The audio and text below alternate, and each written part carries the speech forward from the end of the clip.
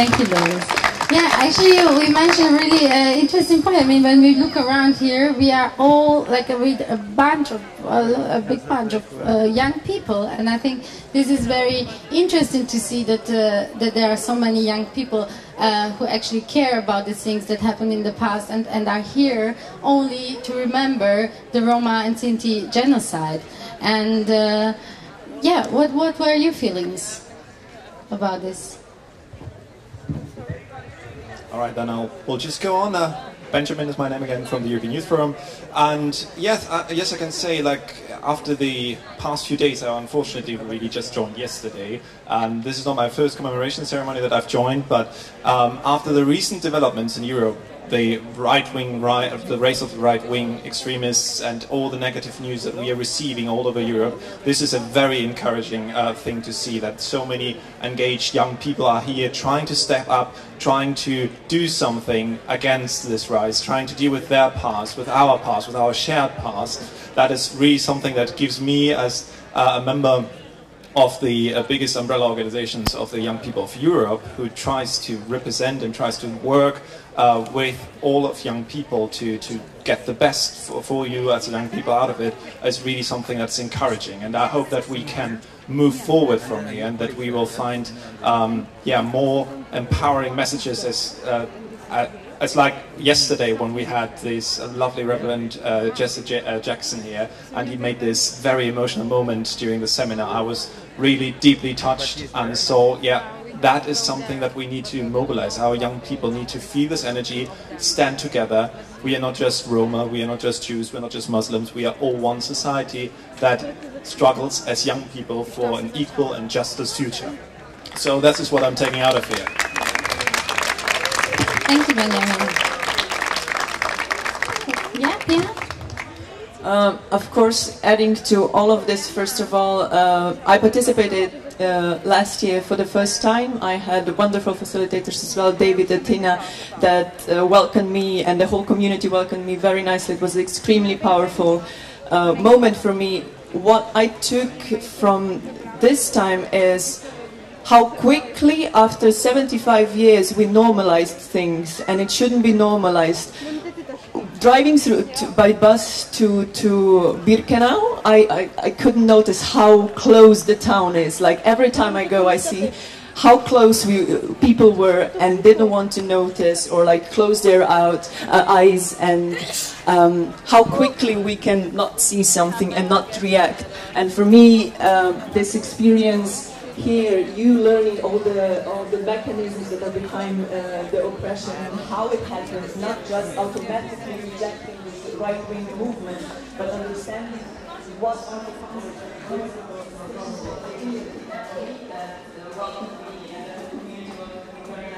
extremely powerful moment for me. What I took from this time is how quickly, after 75 years, we normalized things, and it shouldn't be normalized. Driving by bus to Birkenau, I couldn't notice how close the town is. Like, every time I go, I see how close people were, and they were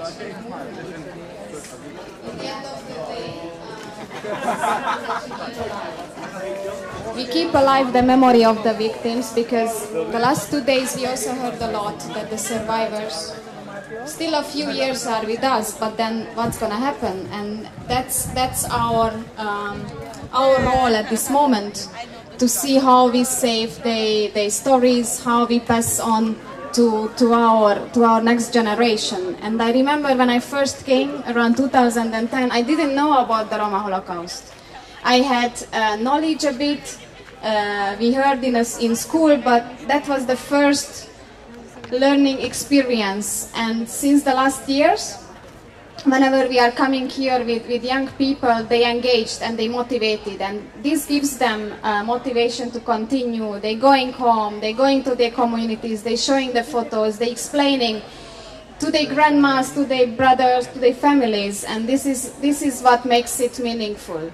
And it doesn't need big projects, it's just that you go home and you explain, look, Auschwitz happened, this is here, and also we try always to see how we connect it with the present, because in the end of the day, what is happening nowadays in Europe, it's a bit makes us worried, all who is working in this field, and we hope that through this connection with the past, we can make a bigger change, and to make it a better society in the future. Because where we are at this moment, this is not where I see myself wanting to be. Like, there are no countries where we feel saved, and not just minorities, but anyone who is a bit different.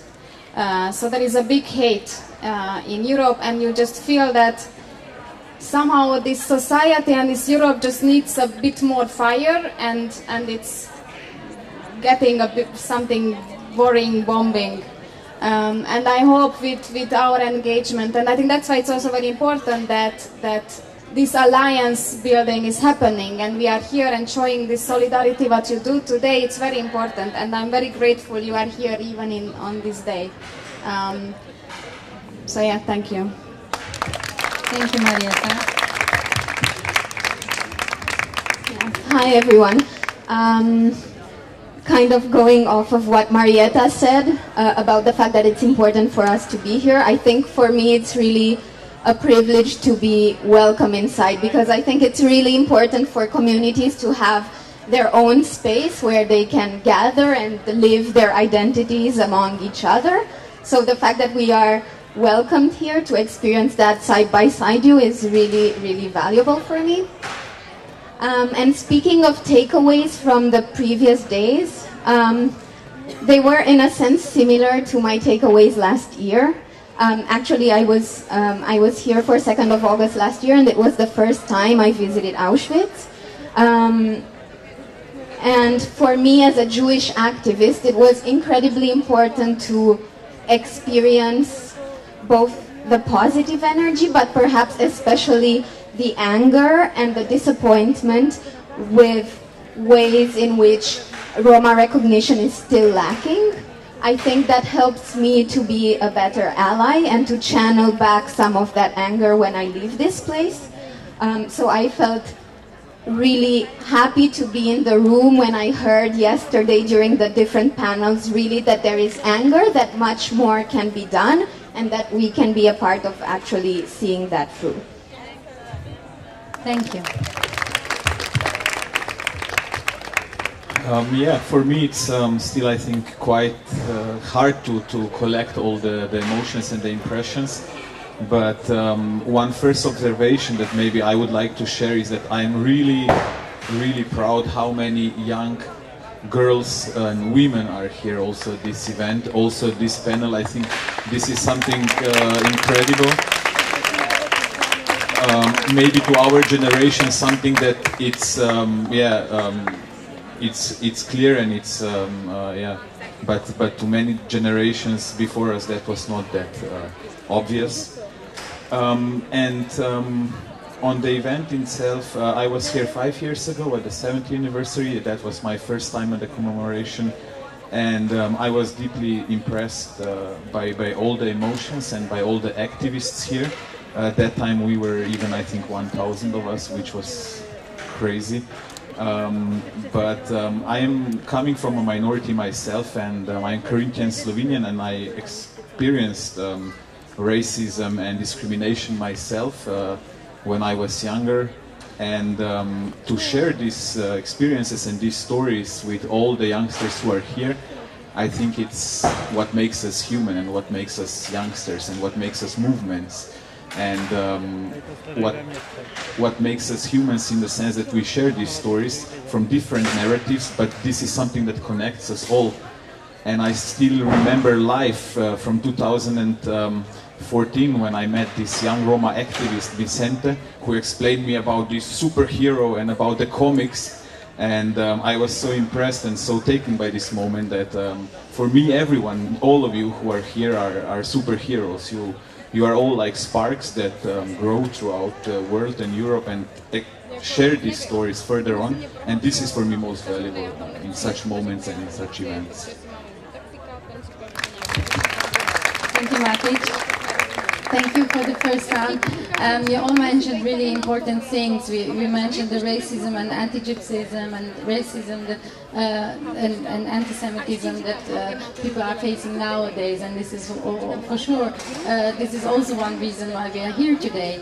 Yeah, I also remember my first time here was also 5 years ago in the 70th anniversary when we were like, 1,000 people. So you have to imagine that we are already a lot of people here, but imagine like even more, like double of this big group, what it means. So I have the feeling it shows already, it's also a kind of a visibility, this amount of people who gather together and stay for a few days together and work on the topics of human rights and the Holocaust history. So the educational part is also a big part of this week.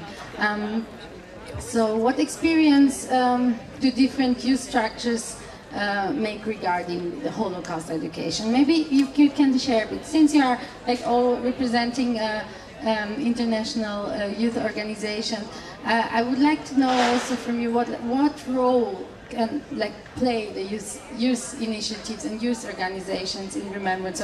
Like what impact can we really have apart from this meeting here now every year with so many people, which creates the visibility.